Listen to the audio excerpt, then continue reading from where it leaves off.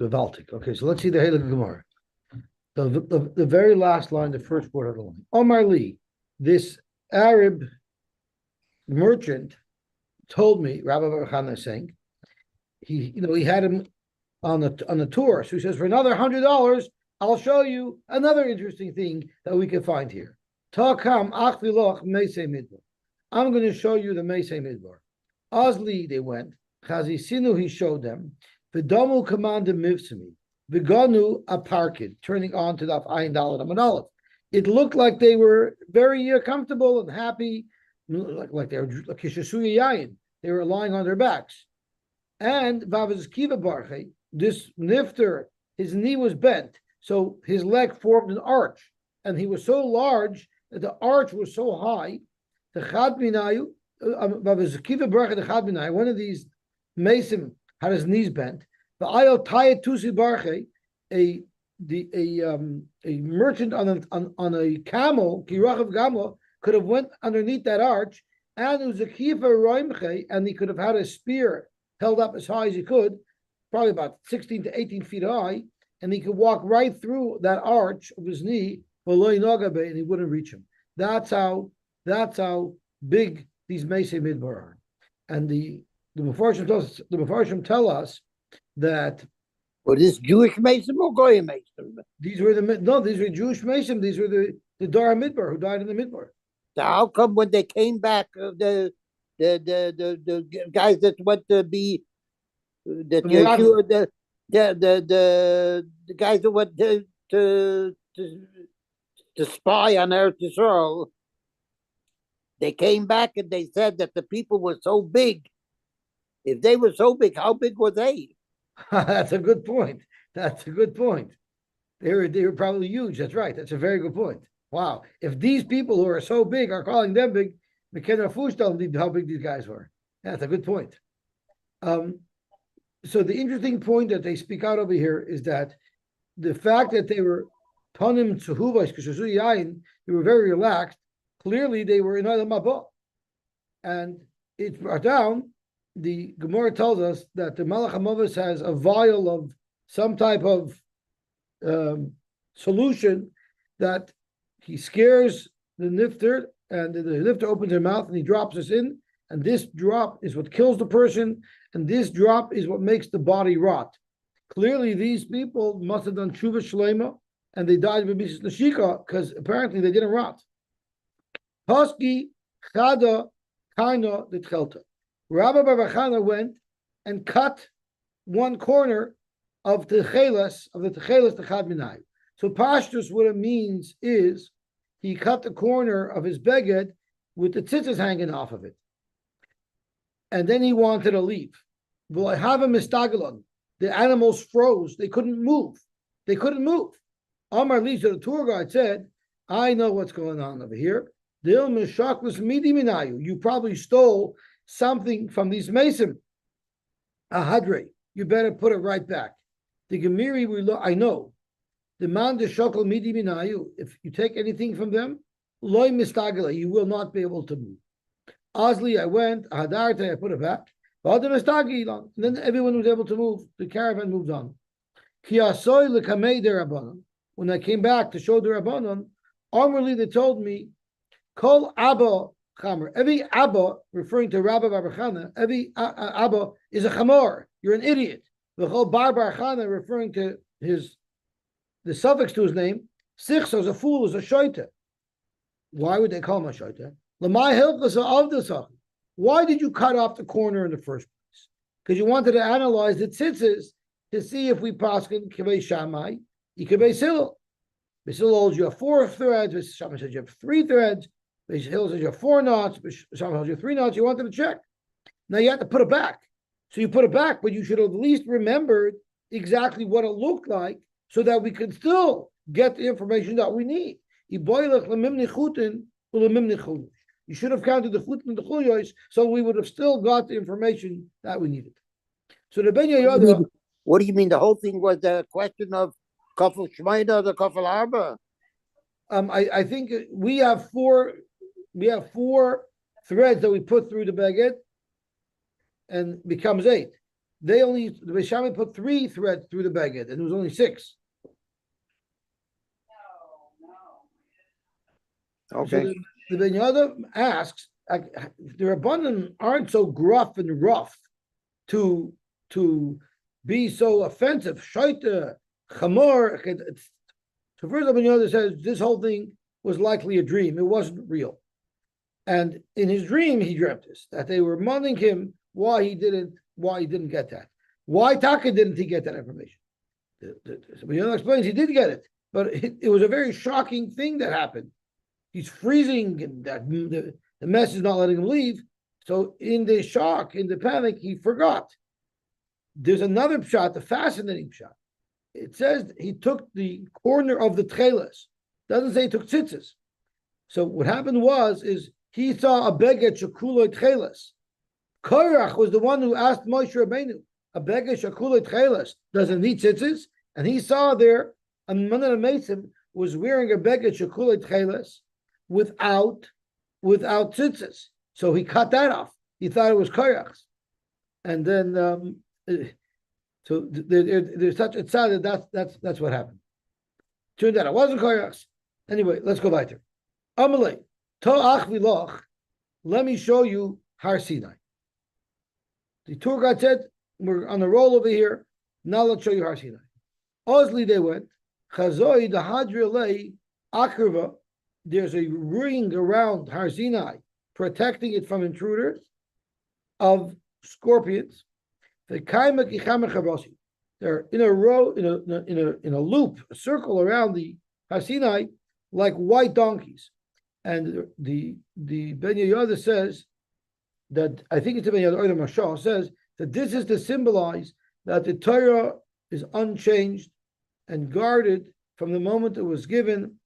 No one will ever be adding mitzvahs to it. No one will ever be taking away mitzvahs from it.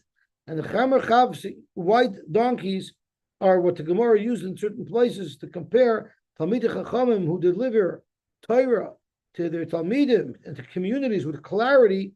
That the word chamer chavsi is used to describe it. Shemati Basra, while Rabbi Bava is relating, while he was at Har Sinai, heard about Shoimeres, Oili, woe is to me, Kavayachal, the Rebbeinu was saying, Oy vey, I feel bad, Shenishpati, that I swore. The Rishpam tells us the shvur was that if Klal Yisrael does Averis, they're going to go into Golos. I feel terrible that I swore that. But now that I swore, me meferli, who could be made for it for me? And therefore, Klal Yisrael are stuck in Golos. So Kiyasai l'chamei derabanan, Amr Li, they told me, again you're a shaita. Kol Abba Chamra, Kol Barbar Chana Sichsa. Haylach Leimer, Mufarlach. You should have right away said, Mutalach, Mutalach, Mutalach. And then we would have been able to go free from our golas. So why didn't Rabbi Bar Chana do that? Who saw that maybe the Rebbeinu Shalom was referring to a different shvua. Dilma shvua also the mabalu. Maybe the shvua that the Rebbeinu Shalom at Charata that he was mayfair, that he made was never to bring a mabel to the land. So if he would be mad to that, Chas v'Sholom, the Rebbeinu Shalom could bring another mabel. Rabbanon. So how come the Rabbanon? Why were they so sure that wasn't the shvua? Imkein oilamali. If Hashem is saying, I feel bad that I swore, could you say that Hashem feels bad that he swore never to bring a mabel? It makes sense as that Hashem feels bad that he swore to put the Yidden into Golos, but to swear that he'll never bring a mabel? So I think the Mashal speaks out. So what was Rabbi Bar Chana thinking?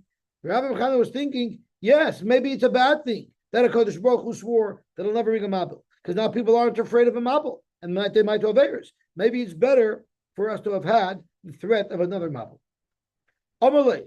So this Arab merchant, you could see, was a very good tour guide. He keeps on leading him on. For another $100, I'll take you now, show you another side. Amalei ta'ach lilach beluya de koyach. I'm going to show you where koyach was sucked into the ground. Chazoi, he showed him very busy 2 crevices in the ground. There was smoke coming out of these 2 crevices. Shakal Gavava the Amra, he took a clunk of wool. Vamshina b'mayin, he soaked it in water. Udatzisa b'roisha the rumpa, and he put it on the tip of a spear. So now he has a long stick, and he put it down in the crevice. Va'ayla hasam. The chiapik, when he brought it up, it would completely sin. Meaning, even though it was soaked in water, the fire was so strong, it dried up all the water and it singed and burnt this this wool. So clearly there's a fire there. Amar, the Arab said, bend down. Why don't you listen to the noise that's coming out of this hole? Atas mashamis. The shamis, you know what I heard? The Amrin, the Koyach was saying, Moshe, the Sayrasai Emes, the Hain and us, Badon, we're the liars. Koyach was saying that we're the liars. Amar Li, and now the tour guide told me you came at a good day, because this is a once in 30-day occurrence called Tlos in Yoime, Mahadulu Gehenim Lahacha, Kabasa Bichalak. Every 30 days, the Gehenna reignites itself, and it's like a cycle of 30 days, just like meat on a rotisserie. Well, and every 30 days, this is what they say as the fire is being strengthened on them. Moshe v'Seirasa Emes v'Ein Ba'doim. So I saw a nice story in the printout from the internet that Shmuel Herman gave me, a very cute story. There was so the question is, Koyach as a Rashi went down with Rishis, suddenly now he became an Er L'Chayid under the ground. So they said over a story about a Malshin, a horrible Malshin, who would bully people in the city, and if he didn't get what he demanded, he would threaten to Malshin on this Moshe to the Melech, and that Moshe to the Melech.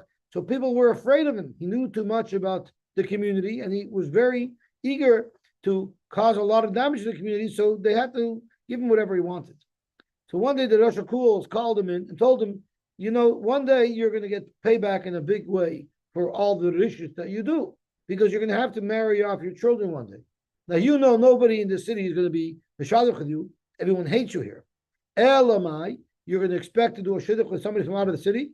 Well, it's inevitable that they're going to call us here from the city, and then they're going to find out what a villain you are. So he says, oh yeah? You know what? I'm telling you right now that I'm going to have people call you Mr. Rosh Hakul, and if anything bad is said about me, I'm going to know it came from you, and then I'm going to be malshim on you. So now the Rosh Hakul was in a tight spot. What is he supposed to do? He can't lie, because these poor people, you're going to be really guiding them in a terrible situation. They're going to fall in with a horrific Russia. But if they would say the truth, they would be in big trouble as well, because of the Malshinas.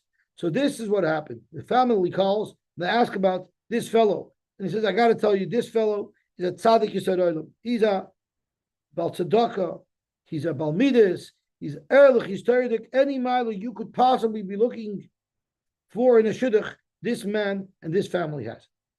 They said, wonderful. But then the Baruch goes, but I have one more little detail I feel I need to mention. Yes, what is that? I'm a pathological liar. So he says, could be that's pshat in what Chayach is doing. Moshe is a emes, but I'm a pathological liar. In other words, he wasn't chayzer. He wasn't chayzer. He's still Ayman Barisha. Amr Li. The tour guide said, you know what? For another $100, I'll take you to another place. I'm going to show you where the heaven and earth kiss. Now, of course, the heaven and earth don't kiss. The world, the globe, is suspended in the atmosphere, and never is it touching the heavens. So, of course, the Rashbam says this is a marshal that when someone has Torah and Ma'asim Tovim and daven to the Rebbeinu Shalom, it creates a spiritual connection between heaven and earth that allows his tefillah to transcend into Shemayim and receive a bracha and be niskabel. So what did he do? He took him to this virtual spiritual window that is the transition from heaven to earth.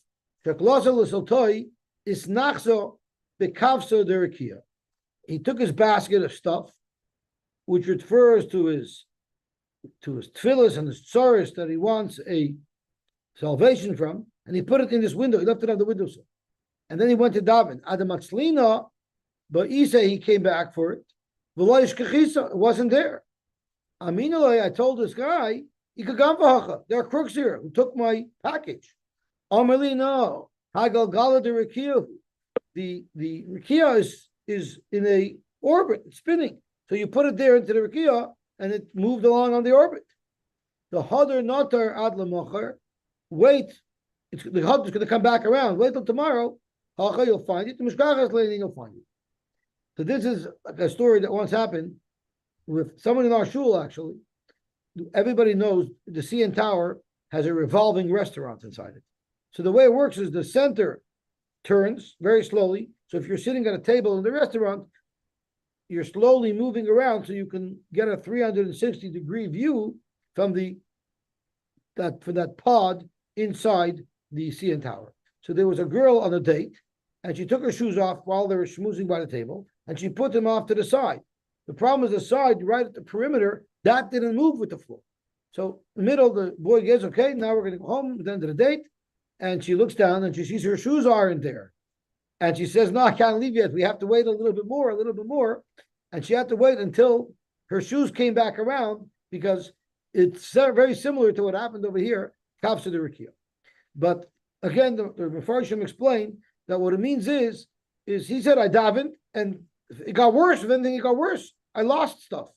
So the Tai told him, no, that's not how tefillah works. You don't daven, snap your fingers, and instantly, poof, you get your Yeshua. You daven, and you have to wait patiently. And if you continue davening, and you can continue doing ma'asim tovim, yes, eventually, it's going to come around. Eventually, you're going to have a Yeshua.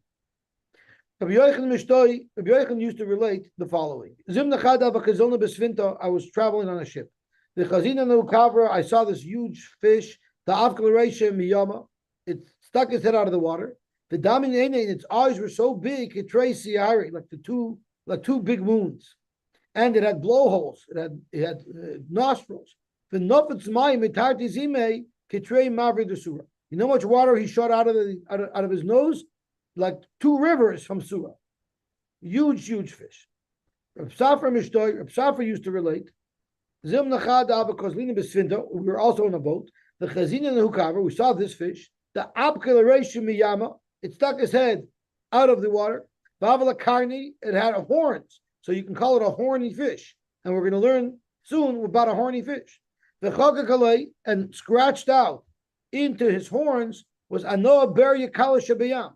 I'm just a small little creature from the Yam. You know how big I am? I'm 300 parsi long, and I'm a little guy. And you know where I'm headed? I'm headed to be lunch for the Lev Yosy. I'm going to the Lev Yosy. I'm going to go into his mouth because he's going to eat me for lunch. Amr Bashi, how who Iza the Yamahu. This was called an Iza the Yam, a goat of the Yam. The Bechisha, it uses its horns to dig in the ocean floor for food. This Lakani, and it has horns. I once heard that fish, whenever you open up a fish that swallowed another fish, you'll find that it always swallows the other fish face first, which indicates that the Rebbeinu put Rachmanis ad kedekach into the bria, that when a fish knows it has to be eaten by another fish, it goes in. So it goes in face first. If it was running away, the tail would be in first. Rabbi Yochanan used to relate. I was in a ship. The Chazina Nahi Kartalisa, I saw a Kartalisa, which is a box, like a treasure chest. It was adorned with beautiful jewels, a beautiful treasure chest. The Hadrila Mini the Kavri, the Mikri Karsha. But it was surrounded as if being protected by a type of fish that was called Karsha. These fish have a bite that can chop your leg in half. How do we know? Nachis, let's turn on to the Amidays. Nachis bar Amiroi, we sent down a diver because Lasuya, we wanted to get this treasure chest. The Rogash, it startled the fish. Uboy Lashamti Laatmi, and it wanted to break and bite the hip, the thigh of his, he wanted to cut the thigh off of this diver. So this diver actually had with him like a mace. Vishoda Zika Dechala, he shot a spritz of vinegar into the water, which like repelled the fish, it was like a little mace. And then Vinochas, the fish, let go of him. But he was going to go now and try to get this treasure chest. So Novik Baskala to come out, he didn't get the message from the fish, almost bit his leg off. The Novak Baskala came out, Omlan told us, My isluchu ba'ade kartalisa. Why are you playing with this treasure chest? You have no business taking it. You know who it's prepared for? The divisu de Rab Chanina ben Doisa. It belongs to the wife of Rab Chanina ben Doisa. The asida the shadyot chalta ba the tzadikila almadas. In Mitcham, in the next world, this woman is going to be preparing all of the tchelas for the tzitzis of the Talmid Chachamim, and she's going to be storing these tzitzis, these threads, in this treasure chest. So you shouldn't be touching this treasure chest. This is for her. Rabbi Yehuda Hundua, Mishtoi, he would say over the following story. Zim nechada, I was leading besvinta, I was in my ship. V'chazina nahu even tava. I saw a beautiful, beautiful jewel. The hava hadar la tanina. It was wrapped around by a serpent, a big serpent, protecting it.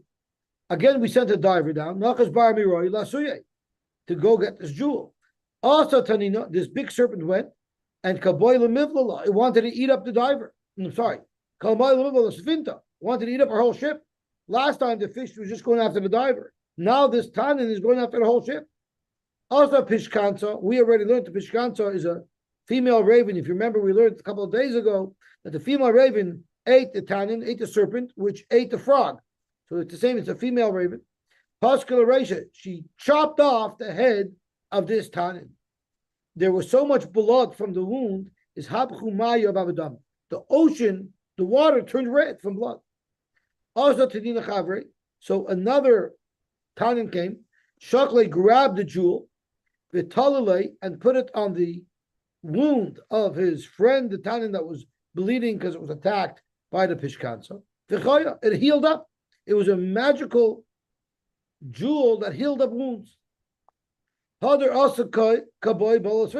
now that it was healed, this serpent wanted to come and eat up the boat again. For another bird came, Pascal Aresha, chopped off his head. And the bird, then quickly the diver, the diver grabbed it in the commotion, and he threw it into the ship. Now, in the ship, we were there for a long time, so we had food. What did we have? We had fish, we had birds that were salted to preserve them, and that's what we were going to eat. We had these salted birds. But he put this jewel down on top of those salted fish, on top of those salted birds. Shaklua, so you know what happened? It right away revived these birds. They became alive again. And they took the jewel and they flew away with it. They were traveling on the ship. Rabbi Lazar was sleeping. Rabbi Yeshua was awake. And suddenly something happened that startled Rabbi Yeshua and his Dazeya Rabbi Yeshua. And Vivaldi got startled and woke up Rabbi Lazar. Rabbi Lazar. Rabbi Lazar asked her, Yeshua, what's going on? Why were you shocked? Why were you startled? Amalei, what are you talking about? Bright light. Amalei, Rabbi says, that's a big deal? No, that's a daily occurrence. Shema Einav Shalav Yasin Isa. The bright light was probably just the eyes of the Rav Yosan. The eyes of Rav Yosan are bright like the sun rays in the morning. So to Rabbi Lazar, that was like a routine thing. Oh, you got startled. I thought maybe you saw a lighthouse. But this, you saw eyes of Rav Yosan. No, nothing to get startled about. Just goes to show what they were used to in those days. I was walking in the midbar. We had a leg of an animal to eat. That was the food that we brought with us. So first we had to prepare it by taking out the giranosha, the chalev. So pasachna v'nakrina, we cut it up and we were menaker the parts that we weren't allowed to eat. But now you have a meat that's cut into pieces because in order to do the nikr, we cut it up. V'anachna aisvi, and we put it down on grass and we went to look for wood to create a fire to cook the meat. By the time we got back, all of the pieces grew back together. Okay, so we roasted it as one piece, and then we left. Now they didn't listen to Smokey the Bear, and they weren't careful to put out their campfire before they left, and they left the campfire burning. They came back a full year later to go camping the next year. They saw that their coals from last year's barbecue were still flaming. I saw, everyone wants to buy, you see in the store, long-lasting charcoal. This was long-lasting charcoal. When they came to Maimar, Amelie, he told me, he is for, what type of grass that was? It was called Samtari Havel. And Samtari had the quality that it was able to heal and glue things back together. It brought the meat back together. Now, the Gumri, the Risma Havel, the coals that you had, which was charcoal wood, was Risma wood. I think someone said, the article says it's rosewood, that lasts a very long time. But Sheshim created these great sea animals. Here they attached it as Arzilai Diyama, and Rashi says Arzilai means Re'emim Shabiyam. A Re'em is like a mountain goat. So the mountain goats of the Yam, we know a Re'em is a very big animal, right? We learned about a baby Re'em that went to the bathroom in the yard and then plugged it. Anyway, what does the Gemara say? The male Levyasan that was upright, it's stiff. And it's the female Levyasan that is like a curled up snake. And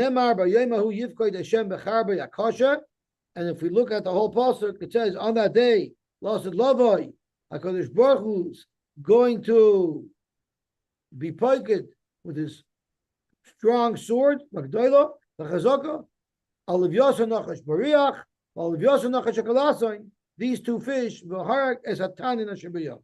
They'll kill the tanin in the yam. Very interesting to note. We're talking about two Livyosans, but he's only going to kill one. Let's see if we could find an answer to that in the coming lines of the Gemara. Zog the Gemara weiter. Amar Rabbi Yehuda Amar Rav. Kol ma shabar Kadosh Baruch Hu b'lamai was zachu in a cave bar. Every species that a Kadosh Baruch Hu created, there's a male and a female. Could you move the Gemara over a little? Could you move the Gemara over a little? Is this better? Just a little bit more. Just a drop more. This way or this way? Yeah, perfect. Okay. No, now you went back. So this way? Is this better? A little more. A little more. A little more. Okay. Okay, gewaltig. Amar Vida Marav. Kol ma shabara Kadosh Baruch Hu b'lamai zachar in the cave of Baram. Af Levyasan. Nachash b'riach. Levyasan nachash shakalasai. Zachar in the cave of Baram. Now, if they would mate and they would produce offspring, it would literally crowd out the whole world. Vilmolin is gokin zelazeh, machriv and kol adam kulai, to have so many of these huge fish. So Masakadosh Baruch Hu, to prevent them from mating, serious is Zachar, he was Mesaris Zachar. There are Mefarshim will learn he wasn't Mamish Mesaris him because there's a whole Shaila Lalacha you ought to be Mesaris.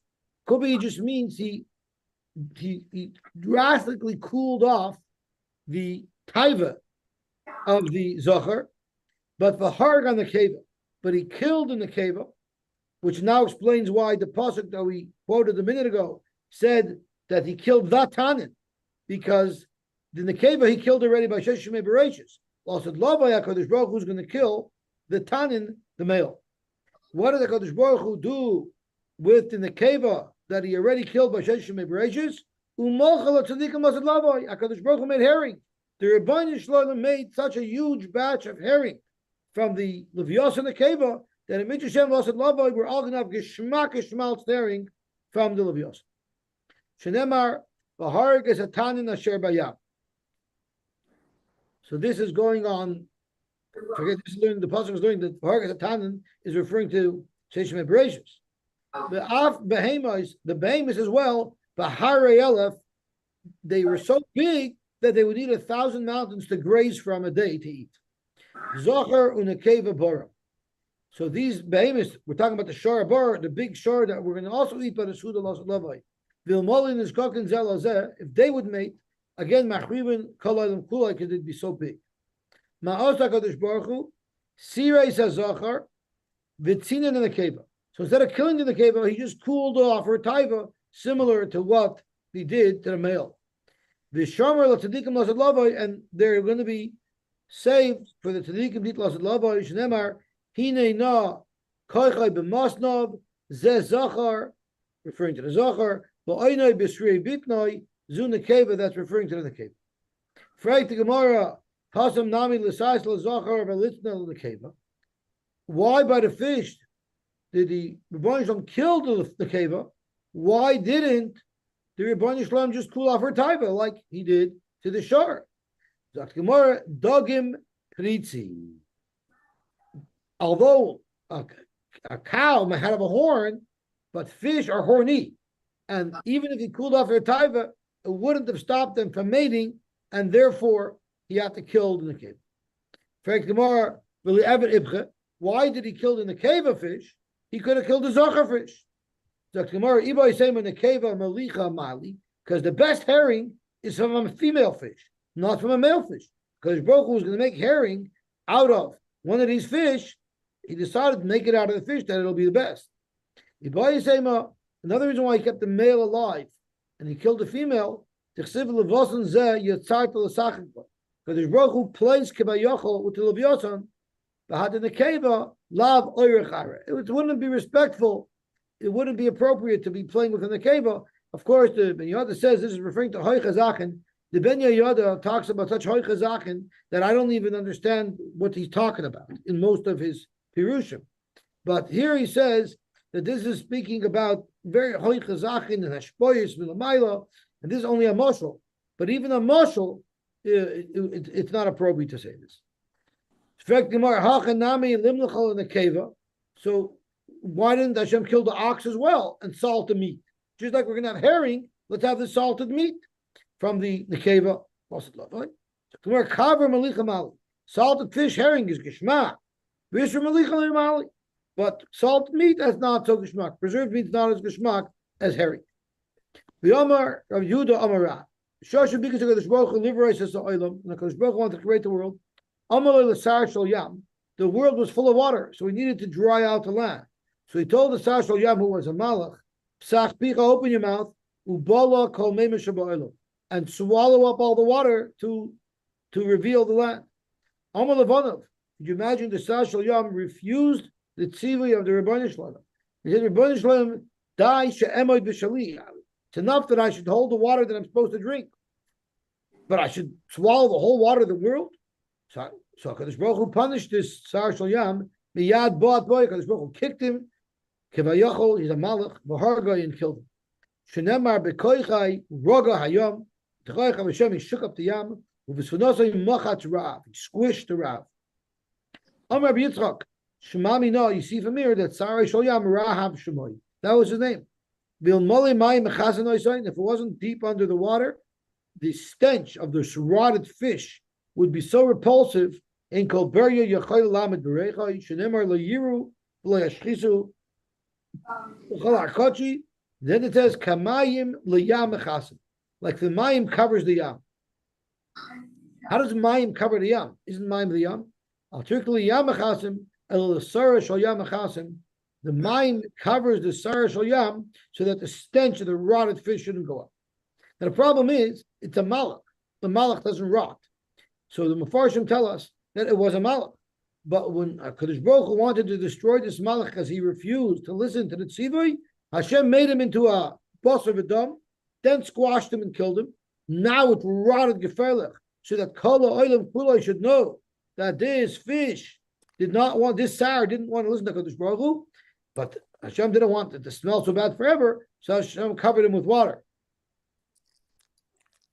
But he made him smell it first so that it should be known that this fish did not, this Sar Shel Yam, this Rav did not listen to the Tziva Hashem. Yardin Yosy Mimemoris Pamais. The source of the Yardin is the Banyas. Tanya Namayochi, Yardin Yosy Mimemoris Pamais, Mumahalach B'Yamashal Sifchi. Then it goes to Yamashal Sifchi. There used to be a very small lake just north of the Kinneret, which was the Yamashal Sifchi. David Zolti mentioned that they drained it because it created swampland and there was mosquitoes, but there was a lake there, and then it goes down further into the Kinneret. Yamashal Terva, Shalferia, Mizgalgal V'Yard Liyama Godol. It's masha that he goes from the Kinneret to the Yama Godol to the to the Mediterranean. That I don't know how that works. We do know it goes to the Yam Melech. So again, the yard, and it goes right. to the yard. It is the Yarden, and it goes eventually to the Yam Melech, but I don't know that it goes to the Mediterranean. I think it goes down to the Red Sea. But Akalponim, the Ben Yehuda says these are all speaking about the Shpois and Himmelsachen that we don't really understand. Eventually, the water from the Yarden feeds the Levyos.